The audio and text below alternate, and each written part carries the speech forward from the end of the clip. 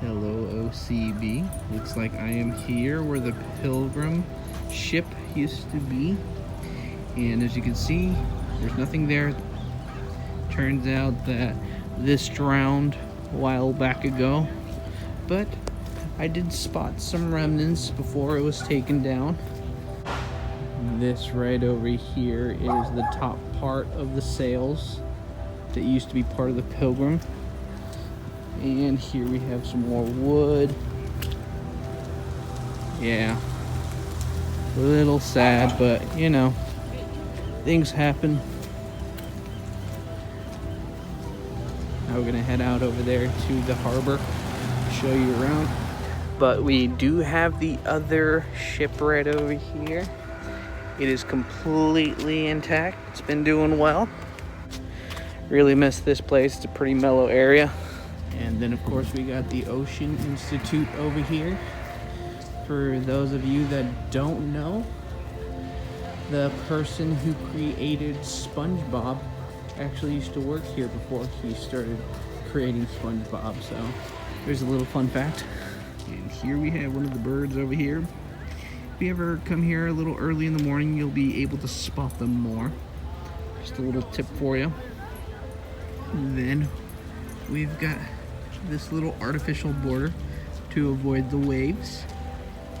This is probably the reason why they gave this place the nickname Baby Beach. And looks like we are at the midpoint of high tide right over here. Normally I'd be able to go across over here, but yeah, the water's too high over here. Cool place to actually chill out. And we've got a nice little border over here. Just a little tip for a bunch of you, don't ever go down all the way to the end over there. It's not a very fun sight. I know by experience. And this week's theme is going to be Shark Week. It is one of the biggest focuses that I am a fan of. Now, there's a big reason why I chose this spot specifically, and the sole reason is behind that way. Now, over here is where we tend to go up in the trails when we are at program. And at one point, there was a shark attack that happened over here. Now, you see that buoy in the back over there? I'm going to try to point at it. That little thing right there. That is where a seal ended up landing at one point for safety when a great white shark actually attacked it. And it turns out that one of the Coast Guards actually managed to save it.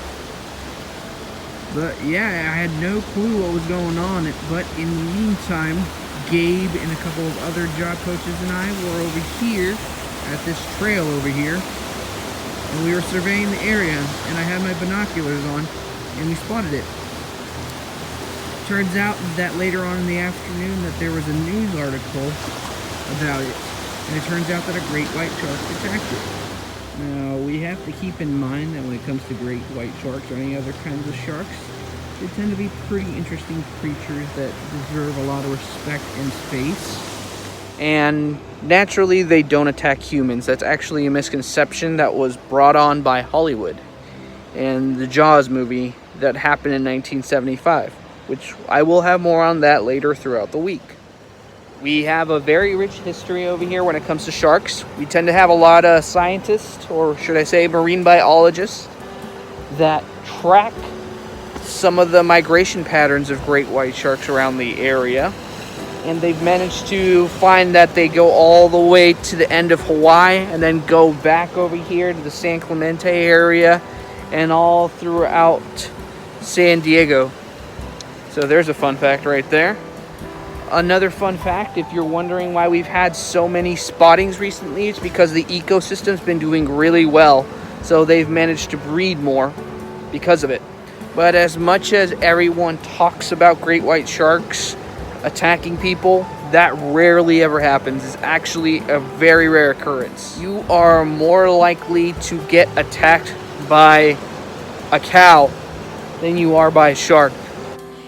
And here's some other interesting facts about the great white shark. When it comes to the food that they tend to eat fish, they tend to eat seals, and they're a big fan of turtles. And I think I'm in the mood to be a little bit of shark.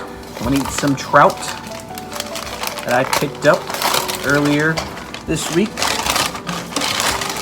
It's gonna be fun. Other interesting facts about the great white shark are that they can be spotted all over the world. And of course, also, they're not really well known for being man-eaters. They are also known for being apex predators in their animal kingdom. And they are known for being the biggest predatory fish in the world. Another cool but creepy fact is that the great white shark can smell blood or any of its prey up to 2 miles away. That's nuts. So yeah, that's pretty much a solid list of facts I'd like to give you about the great white shark.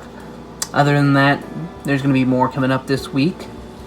Now I'm back here at the Ocean Institute. I've just arrived, and it turns out that they have a nice little guided tour to whale watching. So if you guys are interested, this is going to be a summer thing. But yeah, this is a nice little area that we tend to visit a lot, like I mentioned before.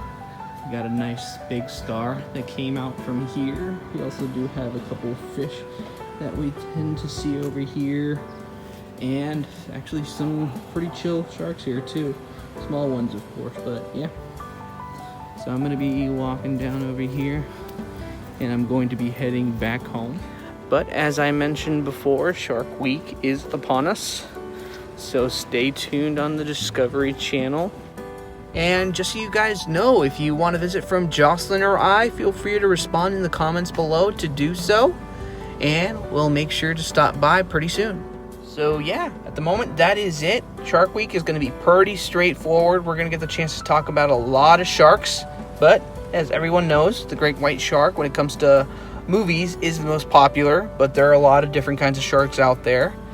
And we've got Jocelyn, who's visiting one of the old ancient megalodons that are now extinct, which used to be the biggest shark in the world, but now we've got another one who takes that spot. So stay tuned this week for more. And last but not least, a quick little shout out to Sergio. Hope everything's good over there. Nice little shout out to Vivian. Thanks for supporting us consistently throughout this whole thing. Hope you're enjoying the videos. We make this out of love for you, so keep it up. And Teddy, you got this, bro. Hope you're doing well. Hope you find that job pretty soon. That way we can talk about it. Most likely I'll get a chance to visit you this week as well, okay?